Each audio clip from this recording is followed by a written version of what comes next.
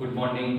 તો આપણે કાર્બનિક રસાયણ વિજ્ઞાનની અંદર લાસ્ટમાં છેલ્લે જે સહસંયોજક બંધ એના વિશેની જે અસરોનો અભ્યાસ કર્યો કે જેની અંદર પ્રેરક અસર, પછી આપણે વાત કરી તો આપણે એને જે ઇલેક્ટ્રોમેરિક અસર તરીકે ઓળખીએ છીએ, અને ત્રીજી અસર હતી જેને મેસોમેરિક અથવા તો રેઝોનન્સ એટલે કે સંસ્પંદન અસર તરીકે ઓળખવામાં આવે છે. બરાબર. તો આપણે લાસ્ટમાં છેલ્લે આ ત્રણ અસરોનો અભ્યાસ કર્યો. હવે આજે આપણે જે ટોપિક એક અસર બાકી હતી, તો એ જે અસર છે કે જેને આપણે ઓળખીએ છીએ અતિસંયુગ્મન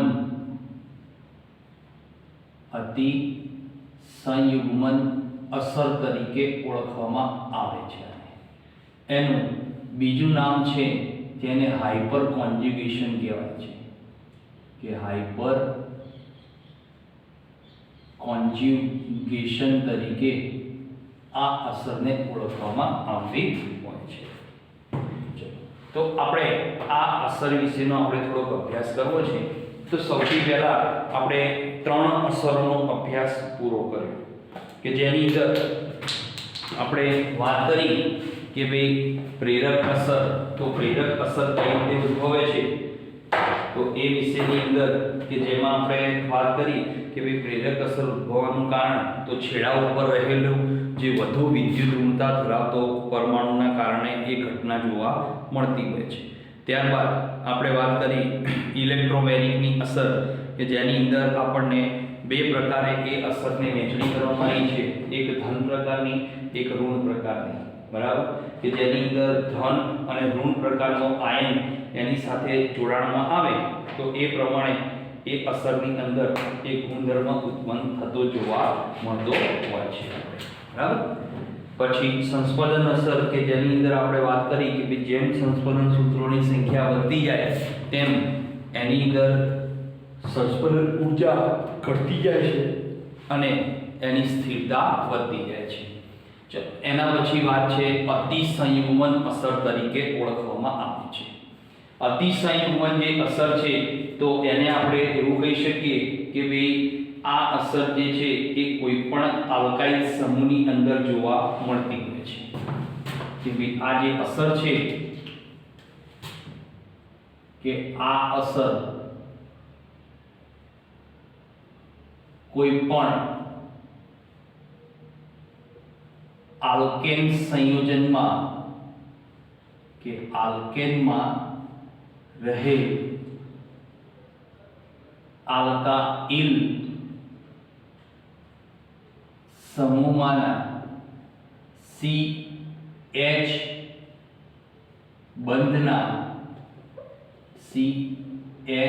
બંધના સિગ્મા ઇલેક્ટ્રોન યુગ્મો પર આ અસર જોવા મળે છે. કઈ રીતે મળે છે તો એને આપણે સમજવા માટે અહીંયા આપણે ઉદાહરણ દ્વારા એનો અભ્યાસ કરીશું. કે ભાઈ અહીંયા સૌથી પહેલા કે ભાઈ ઉદાહરણ તરીકે આપણે વાત કરીએ કે કોઈ ઉદાહરણ લઈએ તો ઉદાહરણ તરીકે છે CH3 સિંગલ બોન્ડ CH3, જેને આપણે ઇથેન કહીએ છીએ. બરાબર. સૌથી પહેલા સમજી લઈએ કે ઇથેનમાં રહેલા આલ્કાઇલ સમૂહમાં કઈ રીતે જોવા મળશે. તો આનો આલ્કાઇલ સમૂહ આપણે જુદો પાડીએ તો એ આ CH3, બરાબર, સિંગલ બોન્ડ, આ CH2. એક હાઇડ્રોજન આપણે શું કરીએ છીએ, દૂર કરીએ છીએ. તો સિગ્મા બંધ ત્યાં આગળ ઇલેક્ટ્રોન જે વીજભાર ઘનતા છે ત્યાં આગળ એની વહેંચણી કઈ રીતે થાય છે તો એ વિશેનો આપણે અભ્યાસ કરવો છે. તો એને સમજવા માટે આપણે શું કરીએ, ઇથેનમાં રહેલો એનો આલ્કાઇલ સમૂહનો જે હાઇડ્રોજન પરમાણુ દૂર થઈ જાય એટલે બને કાર્બોકેશાયન બને છે. બરાબર. હવે આની અંદર આપણને શું મળે છે, અતિસંયુગ્મનની અસર જોવા મળશે. કઈ રીતે, તો હવે આ જે ધનવીજભાર છે સમજો, કે આ જે ધનવીજભાર છે એ ધનવીજભાર એ હાઇડ્રોજન પરમાણુ સ્વીકારે તો આ C અને H બંધ વચ્ચેનું ઇલેક્ટ્રોન યુગ્મ ક્યાં જશે, તો કાર્બન કાર્બન પરમાણુ વચ્ચે સ્થિર થઈ જાય છે. ચલો તો એ પ્રમાણે કે અહીંયા કે ભાઈ CH3 સિંગલ બોન્ડ C, બરાબર, અને આનો H પરમાણુ. હવે તમે જુઓ પેલો જે H પરમાણુ હતો એ H પરમાણુ કેવો છૂટો પડ્યો? ધન આયન સ્વરૂપે છૂટો પડ્યો. અહીંયા ડબલ બોન્ડ બનાવે છે, બરાબર. આ અસરને કહેવાય છે હાઇપર કોન્જ્યુગેશન અસર કહેવાય છે, કે જેમાં કાર્બન હાઇડ્રોજન વચ્ચે રહેલો સિગ્મા બંધનું ઇલેક્ટ્રોન યુગ્મ એ બે કાર્બન પરમાણુ વચ્ચે સ્થળાંતરણ પામે છે અને હાઇડ્રોજન પરમાણુ એ પોતે ક્ષણિકભર માટે શું કરે છે? છૂટો પડી જતો જોવા મળતો હોય છે. તો એના આધારે આપણને શું મળશે? એક હાઇપર કોન્જ્યુગેશન સૂત્ર મળે. ચલો હવે જે રીતે આ હાઇડ્રોજન દૂર થયો સમજજો, એ જ રીતે અહીંયા ફરીથી આ હાઇડ્રોજન પણ દૂર થઈ શકે, તો આનું પણ ઇલેક્ટ્રોન યુગ્મ અહીંયા આવી શકે. તો એના આધારે આપણને એમાંથી તો બીજું એક હાઇપર કોન્જ્યુગેશન સૂત્ર મળશે, CH3 સિંગલ બોન્ડ C. હવે આ H ને જોડેલો રાખ્યો અને પેલો H ને શું કર્યો? છૂટો પાડ્યો. તો એ આપણો પાયબંધ બની ગયો અને આ હાઇડ્રોજન કેવો છૂટો પડશે? ધન વીજભારિત સ્વરૂપે છૂટો પડતો હોય છે, બરાબર. તો આ રીતે હાઇપર કોન્જ્યુગેશનની આ એક અસર જોવા મળશે. હવે જે રીતે તમે જોઈ શકો કે ભાઈ આ હાઇડ્રોજન પરમાણુનું ઇલેક્ટ્રોન યુગ્મ CH નું અહીંયા આવ્યું, એ જ રીતે હવે આનો પણ વારો આવે, બરાબર. એ જ રીતે આ C અને H વચ્ચેનું ઇલેક્ટ્રોન યુગ્મ અહીંયા આવી શકે, બરાબર. આ પણ ઇલેક્ટ્રોન યુગ્મ અહીંયા આવી શકે અને આ પણ ઇલેક્ટ્રોન યુગ્મ અહીંયા આવી શકે, ત્રણ રીતે. તો એ પ્રમાણે આપણને ફરીથી બીજા અલગ અલગ ત્રણ હાઇપર કોન્જ્યુગેશન સૂત્રોનું નિર્માણ થશે. ચલો એમાં આપણે આ હાઇડ્રોજન લઈએ, તો આ હાઇડ્રોજન લઈએ તો સિંગલ બોન્ડ C. ચલો આ હાઇડ્રોજન જોડેલા રાખીએ, બરાબર. પછી આ હાઇડ્રોજન જોડેલો આ જોડેલો રાખીએ, બરાબર. છૂટો કયો પડ્યો? તો એ આ છૂટો પડ્યો. અહીંયા પાયબંધ, આ હાઇડ્રોજન ધન વીજભાર રૂપે છૂટો પડ્યો. હવે એ જ રીતે આ પણ હાઇડ્રોજન છૂટો પડી શકે, આરે ઉપરનો.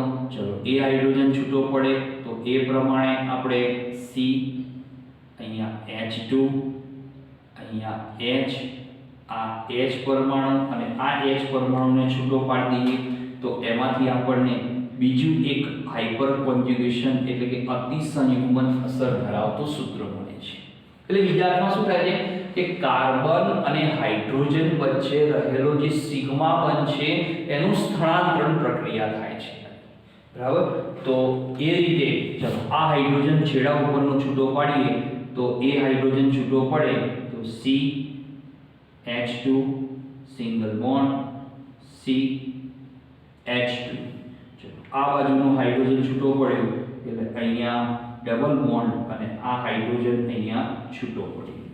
તો તમે જોઈ શકો કે ઇથેનમાં રહેલો આલ્કાઇલ સમૂહ કયો? ઇથાઇલ. તો ઇથાઇલમાં આપણને હાઇપર કોન્જ્યુગેશન સૂત્રોની સંખ્યા કેટલી મળે છે? તો તમે જોઈ શકો કે 1 2 3 4 અને 5 સૂત્રોની સંખ્યા મળે છે, બરાબર.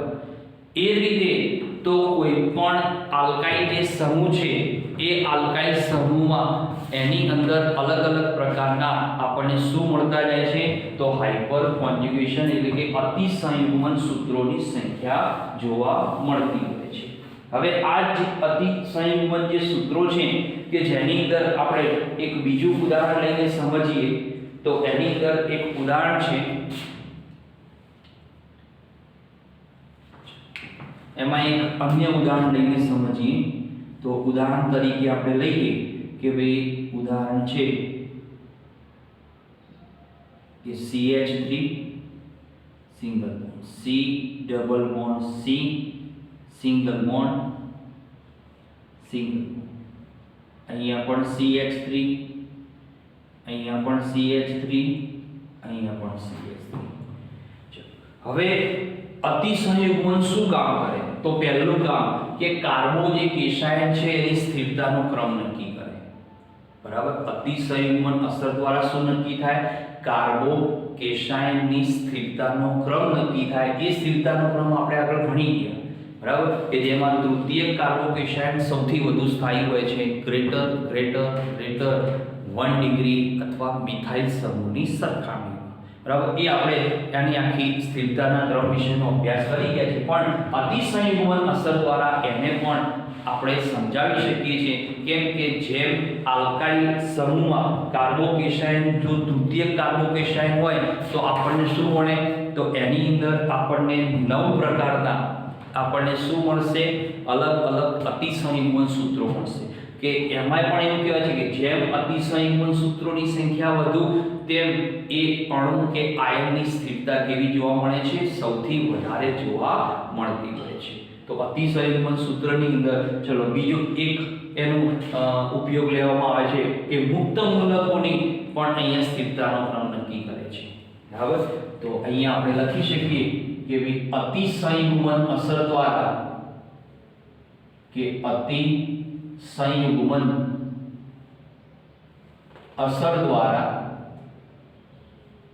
કોઈ પણ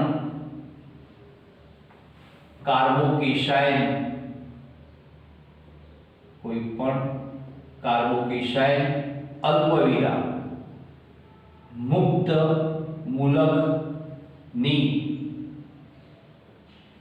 સ્થિરતાનો ક્રમ નક્કી કરી શકાય. આ પહેલો એનો ઉપયોગ છે. કોઈ પણ કાર્બોકેશાયનની સ્થિરતાનો ક્રમ નક્કી થાય અથવા મુક્ત મૂલકની સ્થિરતાનો ક્રમ નક્કી થાય. આપણે સ્થિરતાનો ક્રમ આગળ જોઈ ગયા તે અહીંયા રહેતા નથી. હવે આપણે વાત કરીએ કે ભાઈ આલ્કીનમાં રહેલા કે હાઇપર કોન્જ્યુગેશનનો બીજો ઉપયોગ શું થાય? કે કોઈ પણ આલ્કીનમાં રહેલા દ્વિબંધ સાથે જોડાયેલા મિથાઇલ સમૂહનું વિસ્થાપનની પ્રક્રિયા સવિસ્તાર સમજાવી શકાય છે, બરાબર. કે કોઈ પણ આલ્કીનમાં રહેલા બીજો એનો ઉપયોગ છે કે કોઈ પણ આલ્કીનમાં રહેલ દ્વિબંધ ધરાવતા કાર્બન સાથેના મિથાઇલ સમૂહની H પરમાણુ દ્વારા વિસ્થાપન પ્રક્રિયાથી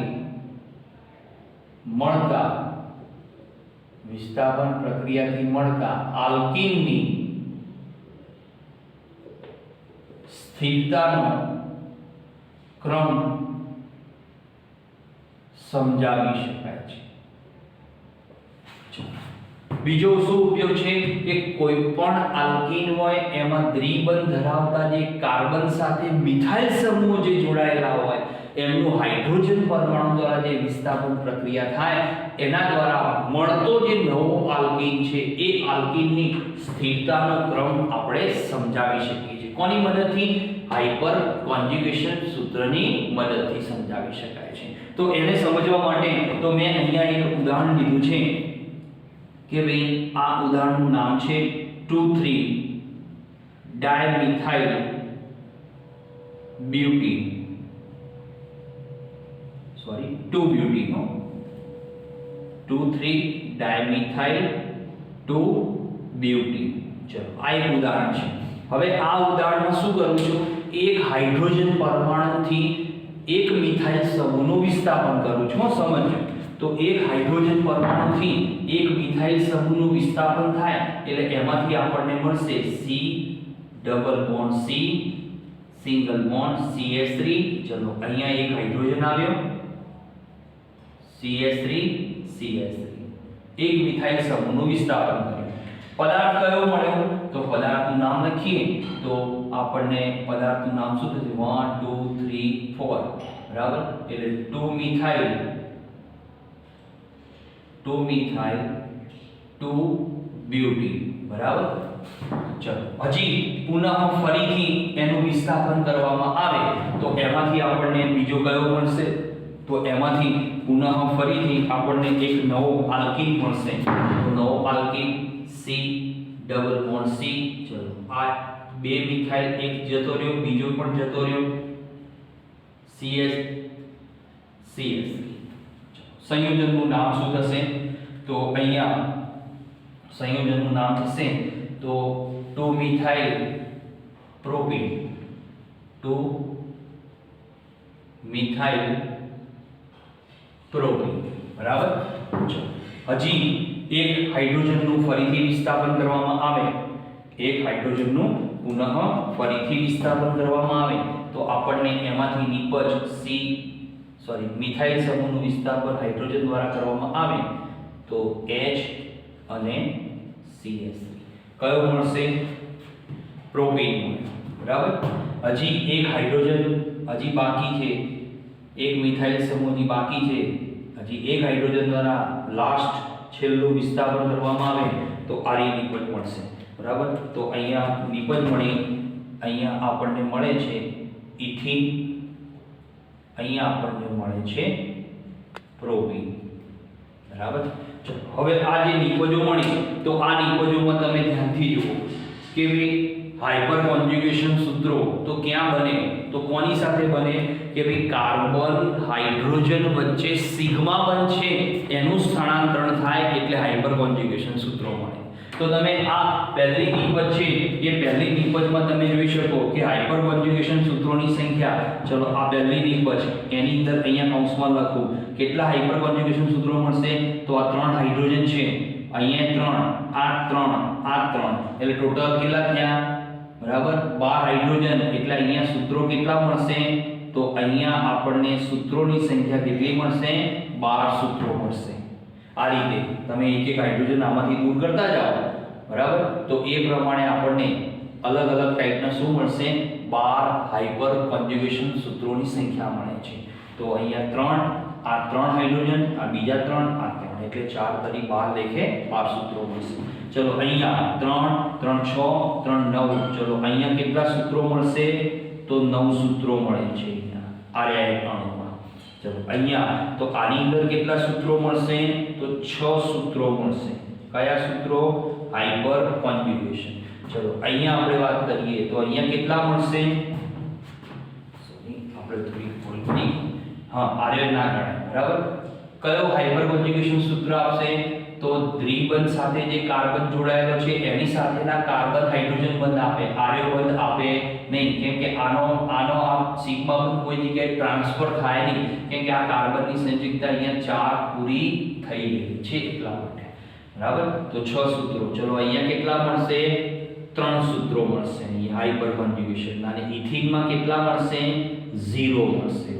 એક હાઇપર કોન્જ્યુગેશન સૂત્ર મળશે નહીં. તો હવે હાઇપર કોન્જ્યુગેશન સૂત્રોની સંખ્યાને આધારે શું કહી શકીએ?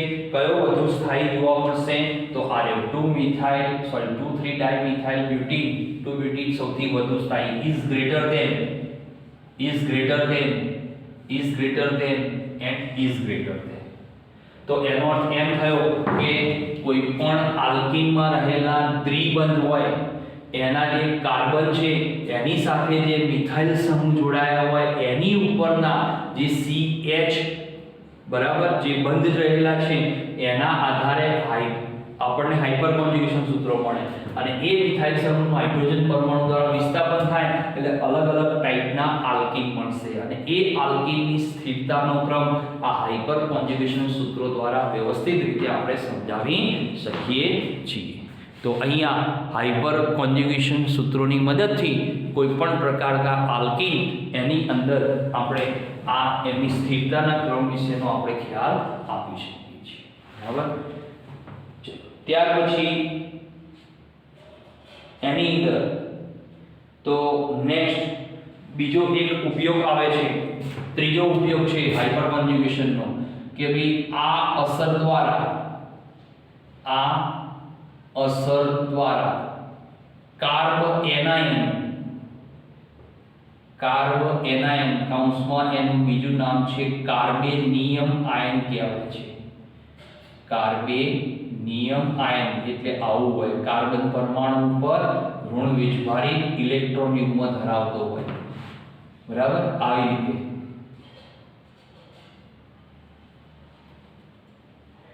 આ રીતે જોડાયેલા હોય, બરાબર. તો કાર્બ એનાયન ની સ્થિરતાનો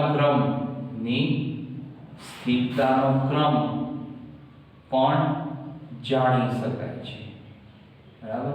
પણ આપણા અભ્યાસક્રમમાં કાર્બેનિયમ આયન અહીંયા આપણે નીકળી ગયો છે એટલે આપણે ભણવાનો છે નહીં. તો આ હાઇપર કોન્જ્યુગેશન સૂત્રની મદદથી અથવા અસર દ્વારા કાર્બોકેશાયન, મુક્ત મૂલક, કાર્બેનિયમ આયન અને જે નવા આલ્કીન મળતા જાય, જે જૂના આલ્કીનમાં CH3 સમૂહ વિસ્થાપિત કરો, આ ઉદાહરણ, બરાબર. તો એ પ્રમાણે આપણને શું મળે છે, એની સ્થિરતાના ક્રમ વિશેનો આપણને ખ્યાલ પ્રાપ્ત થતો હોય છે, બરાબર. તો અહીંયા આ તમારી 4 પ્રકારની અસરમાં આજે જે આપણે બાકી રહી હતી અતિસંયુગ્મન અસર, તો અહીંયા પૂરી થાય છે. હવે આપણે જે નાનો એક પોઈન્ટ છે કે ભાઈ કાર્બનિક જે પ્રક્રિયાઓ છે એ પ્રક્રિયાઓના પ્રકારો વિશેનો આપણે ગઈકાલે વાત કરી હતી કે યોગશીલ પ્રક્રિયા હોય, વિસ્થાપન પ્રક્રિયા હોય, વિલોપન પ્રક્રિયા હોય અને પુનઃ ગોઠવણીની પ્રક્રિયાઓ આપણને જોવા મળતી હોય છે, બરાબર. તો હવે આ જે બધી પ્રક્રિયાઓ છે, એ જે પ્રક્રિયાઓ થાય છે એ પ્રક્રિયાઓની અંદર શું થાય છે એ વિશેનો આપણે એક ટૂંકમાં ખ્યાલ લઈ લઈએ કે ભાઈ પહેલી પ્રક્રિયા છે, પહેલી પ્રક્રિયા છે વિસ્થાપન. આમ આપણે આના પછીના ચેપ્ટરમાં ભણવાના છીએ, પણ થોડીક માહિતી લઈ લઈએ, ભલે ચોપડીમાં નથી આપી છતાંય પણ આપણે થોડુંક માહિતી લઈએ કે વિસ્થાપન પ્રક્રિયાઓ એટલે શું છે. કે ભાઈ વિસ્થાપન પ્રક્રિયા તો હું અહીંયા ઉદાહરણ દ્વારા સમજાવી દઉં છું, બરાબર. આ એક અણુ છે CH4 એટલે એનું નામ કહેવાય મિથેન. ચલો, આ મિથેનનું આપણે શું કરીએ છીએ, ક્લોરીન સાથેની પ્રક્રિયા કરવામાં આવે છે. કોની હાજરીમાં? Hmu એટલે ફોટોન ઊર્જા કહેવાય છે. Hmu એટલે શું કહેવાય? ફોટોન ઊર્જાની હાજરીમાં આપણે એને ગરમ કરીએ છીએ. તો આ Cl2 સાથે એની પ્રક્રિયા થાય એટલે એમાંથી સંયોજન બનશે CH3Cl HCl છૂટો પડે છે. એટલે શું કર્યું કે આમાં રહેલા એક ક્લોરીન પરમાણુએ આના એક હાઇડ્રોજનનું વિસ્થાપન કર્યું અને એ વિસ્થાપન કરીને પોતે જોડી જાય છે અને વિસ્થાપિત થયેલો H અને આમાં વધેલો Cl એ HCl આપણને આપે છે, બરાબર. તો વિસ્થાપન પ્રક્રિયા એટલે શું કહેવાય કે ભાઈ કોઈ પણ આલ્કેનમાં થાય. ક્યાં થાય? આલ્કેનમાં જ થાય. આ પ્રક્રિયાઓ કોઈ પણ પ્રકારના આલ્કેનમાં થતી હોય છે, બરાબર. તો વિસ્થાપન પ્રક્રિયાઓ તો અહીંયા કૌંસમાં લખી દઉં છું, આલ્કેનમાં જોવા મળે, આલ્કેનમાં જોવા મળતી હોય છે. તો એમાં રહેલા હાઇડ્રોજનનું વિસ્થાપન તમે ક્લોરીન દ્વારા, બ્રોમિન દ્વારા આ રીતે તમે પ્રક્રિયાઓ લઈને જે પ્રક્રિયા કરો એને વિસ્થાપન પ્રક્રિયા કહેવાય છે. બીજો પ્રકાર છે તો વિલોપન પ્રક્રિયા કહેવાય છે કે ભાઈ વિલોપન પ્રક્રિયા તરીકે ઓળખાય છે. હવે વિલોપન પ્રક્રિયાને આપણે વાત કરીએ કે ભાઈ વિલોપન પ્રક્રિયા, તો વિલોપન પ્રક્રિયા માટે હું અહીંયા એક ઉદાહરણ લઉં છું. તો CH3 CH2 Cl આનું નામ છે ક્લોરો ઇથેન છે, બરાબર. હવે આની આખી પ્રક્રિયા થાય છે આલ્કોહોલિક KOH ની હાજરીમાં એને ગરમ કરવામાં આવે છે. તો વિલોપન પ્રક્રિયામાં શું થાય કે વિલોપન પ્રક્રિયામાં પાસ પાસેના બે જે બે કાર્બન પરમાણુ સિગ્મા બંધથી જોડાયા છે એ બે પાસેના કાર્બન કે પાસેના બે કાર્બન પરમાણુ ઉપરથી ક્રિયાશીલ સમૂહ પરમાણુ દૂર થતા હોય છે અને આલ્કીન બને છે. તો જો અહીંથી હાઇડ્રોજન દૂર થશે, અહીંથી Cl દૂર થશે, બરાબર. એ હાઇડ્રોજન ને Cl દૂર થાય, એ Cl KCl રૂપે દૂર થાય માઈનસ અને હાઇડ્રોજન પાણીના અણુ રૂપે દૂર થાય, બરાબર. કઈ રીતે? અહીંયાથી હાઇડ્રોજન આનો OH H2O, આનો Cl, આનો K એટલે KCl રૂપે દૂર થાય અને આપણને નિપજ કેવી મળે છે વિલોપન પ્રક્રિયામાં તો CH2 ડબલ બોન્ડ CH2 એટલે ઇથિન અથવા ઇથિલિન બને છે। તો હંમેશા યાદ રાખો કે કોઈ પણ વિલોપન પ્રક્રિયામાં આપણને નિપજો કેવી બને આલ્કીન વર્ગની નિપજો બને છે વિલોપન પ્રક્રિયાથી હંમેશા સારી બને। બરાબર। ચલો ત્રીજો પ્રકાર છે એને આપણે કહીએ છીએ યોગશીલ પ્રક્રિયા। બરાબર। યોગશીલ પ્રક્રિયાઓ તરીકે ઓળખવામાં આવે છે। હવે યોગશીલ પ્રક્રિયાઓ ક્યાં થાય તો જો યાદ રાખો કે કોઈ પણ આલ્કીન અને આલ્કાઇનમાં થાય। આલ્કીન અને આલ્કાઇનમાં થાય છે એ પ્રક્રિયાઓ। તો હું બે ઉદાહરણ આપું છું। બરાબર। ચલો એક ઉદાહરણ લઉં છું CH2 double bond CH2 alkene વર્ગનું અને બીજું ઉદાહરણ લઉં છું CH ટ્રિપલ બોન્ડ CH એટલે ઇથાઇન એનું પ્રચલિત નામ છે એસિટિલિન અથવા ઇથાઇન। આની પ્રક્રિયા હાઇડ્રોજન સાથે આની પણ પ્રક્રિયા હાઇડ્રોજન સાથે કરવામાં આવે છે। કોની હાજરીમાં નિકલ ઉદ્દીપકની હાજરીમાં। આમ તો એક્ઝેક્ટ તાપમાન છે 390 કેલ્વિન પર ચાલે। તો હવે તમે જો કે યોગશીલ પ્રક્રિયાઓ કોણ આપે આલ્કીન અને આલ્કાઇન વર્ગના સંયોજનો યોગશીલ પ્રક્રિયા આપે। એની અંદર શું થાય તો આલ્કીનમાં એક પાઈ બંધ છે। આલ્કીનમાં કેટલો પાઈ બંધ હોય બે કાર્બન વચ્ચે એક પાઈ બંધ। આલ્કાઇનમાં કેટલા હોય બે પાઈ બંધ હોય। તો પાઈ બંધ તૂટી જાય અને શું મળે આલ્કેન મળે। એટલે આલ્કીન અને આલ્કાઇનમાં આ પ્રક્રિયા થાય એટલે શું બને આલ્કેન નિપજો બનતી હોય છે। તો અહીંયા તમે જુઓ તો અહીંયા પાઈ બંધ તૂટી જશે। આ હાઇડ્રોજનમાંથી એક અહીંયા જોડાય એટલે શું બનાવશે CH3 બની ગયો ઇથેન। બરાબર। એ જ રીતે ચલો બે હાઇડ્રોજન છે ને એટલે એક પાઈ બંધ તોડે તો બે પાઈ બંધ તોડવા માટે 4 હાઇડ્રોજન પરમાણુ વપરાશે। તો અહીંયા CH3 single bond CH3 ethane વર્ગની નિપજ બને એટલે કે આલ્કેન બને છે। અને છેલ્લો પ્રકાર છે જેને કહેવાય છે પુનર્વિન્યાસ અથવા પુનઃ ગોઠવણી પ્રક્રિયા તરીકે ઓળખવામાં આવે છે। એની અંદર આપણે કાર્બનિક રસાયણ ચલાવ્યું ત્યારે એમાં આપણે એક પ્રક્રિયા જોઈ ગયા હતા શરૂઆતમાં। એ જ ઉદાહરણ લઈ લઉં છું NH4CNO એમોનિયમ સાયનેટ। આ પદાર્થનું નામ છે એમોનિયમ સાયનેટ કહેવાય છે। આની અંદર Al2O3 નામના પદાર્થની હાજરીમાં આને ગરમ કરો એટલે આની પુનઃ ગોઠવણી થાય। શું બન્યું તો ભાઈ NH2CO NH2 એટલે કે યુરિયા બનાવ્યો તો વોલ્હરે કરેલી પ્રક્રિયા એ પુનઃ ગોઠવણીની પ્રક્રિયા છે। કે પુનઃ વિન્યાસ અથવા પુનઃ ગોઠવણીની પ્રક્રિયામાં હંમેશા પ્રક્રિયકોમાં જેટલા પરમાણુ અણુ હોય એટલા જ એમાંથી નિપજોમાં જ રૂપાંતરણ થતા હોય। બરાબર। કોઈ નવો ઉમેરાય નહીં કોઈ દૂર થાય નહીં। તમે ગણી નાખો નાઇટ્રોજન 2 તો 2 nitrogen 4 hydrogen 4 hydrogen CO11 CO11 બરાબર। તો આવી 4 પ્રકારની પ્રક્રિયાઓમાં એની વહેંચણી થાય છે। હવે એના પછી તો તમારે જે ટોપિક છે એ બધા નીકળી ગયા છે એટલે આપણે કોઈ ચલાવતા નથી કેમ કે એનો કોઈ આપણે કોઈ જગ્યાએ ઉપયોગમાં આવતો નથી। પરંતુ એમાં જુઓ કે ભાઈ જે પદ્ધતિઓ આપેલી છે બરાબર એ પદ્ધતિમાં આપણે શું કરીએ છીએ જે તત્વોની ટકાવારી શોધવાના જે સૂત્રો છે તો એ સૂત્રો આપણે અલગ અલગ સૂત્રો યાદ રાખવાના છે। બરાબર। તો એમાં પહેલી પદ્ધતિ છે કે ભાઈ હાઇડ્રોકાર્બનનું દહન। બરાબર। હાકાય એટલે હાઇડ્રોકાર્બનનું દહન કરવામાં આવે। તો આ દહન કરવામાં આવે તો એની અંદરથી છૂટા પડે કાર્બન અને હાઇડ્રોજન છૂટા પડતા હોય છે। બરાબર।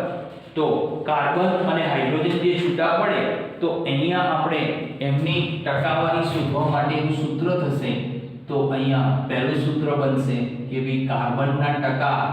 આ સૂત્ર તમે ભણી ગયા હતા ક્યાં તો પહેલા ચેપ્ટરમાં આવી ગયું। બરાબર. સૂત્ર લઈ લઈએ તો પરમાણુ ભાર 12 ગુણ્યા 100 ગુણ્યા W એટલે પદાર્થનું વજન, બરાબર. સોરી, W નહીં, અહીંયા લઈ લઈએ CO2 વજન આવશે. CO2 નું વજન, બરાબર, ભાગ્યા CO2 નો અણુભાર 44 ગુણ્યા પદાર્થનું વજન ગુણ્યા પદાર્થનું વજન, બરાબર. કેમ કે કાર્બન ડાયોક્સાઇડ સ્વરૂપે છૂટો પડે છે, એના કારણે એને આપણે CO2 રૂપે આપણે એનું વજન લેવામાં આવતું હોય છે. એ જ રીતે હાઇડ્રોજનની ટકાવારી શોધવી હોય તો H ની ટકાવારી, તો H નો પરમાણુ ભાર 2 ગુણ્યા 100 ગુણ્યા હાઇડ્રોજન H2O રૂપે છૂટો પડે એટલે H2O નું વજન ભાગ્યા H2 નો અણુભાર 18 ગુણ્યા પદાર્થનું વજન, બરાબર. આપણે આમ તો ભણવાનું નથી પણ આપણે સૂત્રો જોઈ લીધું. ત્રીજો છે ઓક્સિજનના ટકા શોધવા હોય તો ઓક્સિજનના ટકા એટલે શું કરવાનું? 100 માઈનસ કાર્બનના ટકા વત્તા હાઇડ્રોજનના ટકા એટલે ઓક્સિજનના ટકાવારી આપણને પ્રાપ્ત થતી હોય છે. ત્યાર પછી એમાં નેક્સ્ટ તો બીજી પદ્ધતિ છે કે જેમાં આવે છે નાઇટ્રોજનની ટકાવારી માટેની ડ્યુમા પદ્ધતિ કે ડ્યુમા પદ્ધતિ, બરાબર. અને પછી આવશે જેલ્ડા પદ્ધતિ કહેવાય છે. આ બંને પદ્ધતિ કોની માટે વપરાય છે? તો નાઇટ્રોજનની ટકાવારી શોધવા માટેની આ બે પદ્ધતિનો ઉપયોગ કરવામાં આવતો હોય છે. હવે અહીંયા આપણે નાઇટ્રોજનનું ટકાવારી શોધવી હોય તો અહીંયા એની માટે સૂત્ર બનશે ડ્યુમા પદ્ધતિમાં. તો ચોથું સૂત્ર કે n ના ટકા બરાબર તો નાઇટ્રોજનનો પરમાણુ ભાર કેટલો થશે? 28 થશે. કેમ કે 14 દુ 28 થશે. એક પરમાણુનો પરમાણુ ભાર 14 છે એટલા માટે ગુણ્યા V2 ગુણ્યા 100 ભાગ્યા નાઇટ્રોજન. તો એનું કદ મળે કેટલું મળે? 22400 ml માં ગુણ્યા પદાર્થનું વજન. જે પદાર્થમાં નાઇટ્રોજન રહેલો છે એનું વજન આવશે, બરાબર. આ સૂત્રનો આપણે ઉપયોગ કરવાનો. હવે V2 શોધવા માટે જ્યાં V2 બરાબર તો સૂત્ર છે P1 V1 T1 ગુણ્યા T2 P2, બરાબર. હવે કૌંસમાં લખી દઉં છું કે ભઈ T2 બરાબર તો કેટલો લેવાનો છે? 273 કેલ્વિન. અને P2 બરાબર હંમેશા કેટલું લેવાનું? 1 વાતાવરણ. આ ફરજિયાત, કેમ કે STPA મૂલ્ય છે. જ્યારે P1 V1 T1 તમને એના મૂલ્યો આપવામાં આવતા હોય છે, બરાબર. તો એ મૂલ્યને આધારે ત્યાં આગળ શોધી નાખવાનું. ત્યાર પછી બીજી પદ્ધતિ છે જેલ્ડાહ પદ્ધતિ.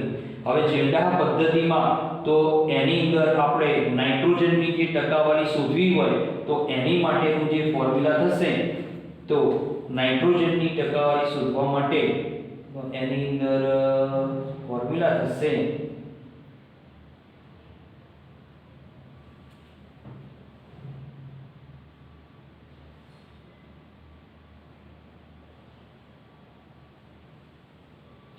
एक पॉइंट 4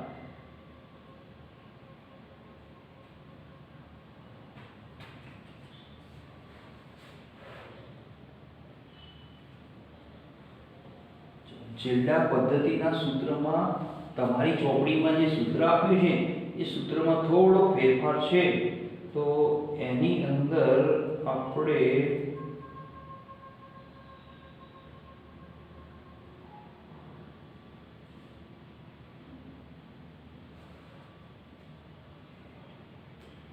એ સૂત્ર એમ હશે તો હું પછી એકદમ સહેલું સરળ સૂત્ર છે, બરાબર. ચોપડીમાં થોડું કોમ્પ્લિકેટેડ સૂત્ર આવ્યું છે. તો જેલ્ડા પદ્ધતિની જે ફોર્મ્યુલાનું નાઇટ્રોજનની ટકાવારી શોધવાનું જે સૂત્ર છે ને એમ તમને પછી લખાઈ દઈશ, કેમ કે ચોપડીમાં બહુ કોમ્પ્લિકેટેડ છે, ભારે છે, એટલા માટે હું સરળ લખાઈ દઈશ તમને નેક્સ્ટ ટાઈમ. બરાબર. ત્યાર પછી છે કેરિયસ પદ્ધતિ આવે છે. ત્યાર પછી કઈ પદ્ધતિ આવશે? કેરિયસ પદ્ધતિ. કેરિયસ પદ્ધતિ એની મદદથી આપણે અલગ અલગ 3 તત્વોની ટકાવારી આપણે શોધી શકીએ છીએ. એ 3 તત્વોની જે ટકાવારી શોધવા માટેની જે ફોર્મ્યુલા છે, તો એની અંદર આપણે ફોર્મ્યુલામાં તો એમાં ફોર્મ્યુલા આવશે કે ભાઈ હેલોજનની ટકાવારીનું પ્રમાણ કહેવાય છે. બરાબર. છઠ્ઠું સૂત્ર છે કે ભાઈ x ના ટકા એટલે કે હેલોજનના ટકા, તો એના ટકા એટલે H2 પરમાણુ ભાર.